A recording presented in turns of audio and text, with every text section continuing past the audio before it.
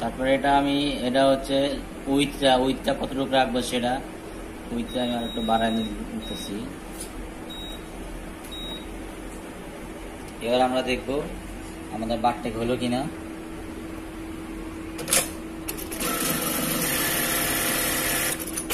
বন্ধুরা দেখুন এই যে বারটেক অলরেডি আমাদের বারটেক হয়ে গেছে। এখন আমি যদি চাই যেটা লেন আরো বড় করব সেক্ষেত্রে এখানে চাপ দিয়ে আমি লেন কিন্তু বড় করে দিতে পারি।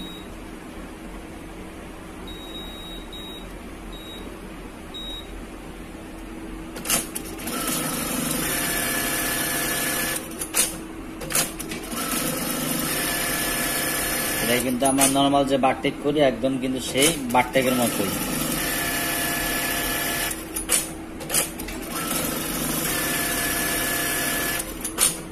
দেখুন এই যে বারটেক খুব সহজে আপনি শিখতে পারলেন কিভাবে হোল থেকে আমরা বারটেক করতে পারি। এরকম ভিডিও পেতে আমাদের চ্যানেলটি সাবস্ক্রাইব করে রাখবেন। আজকে এই পর্যন্তই, আবার দেখা হবে পরবর্তী অন্য কোনো ভিডিও নিয়ে। ভালো থাকবেন, আল্লাহ হাফেজ।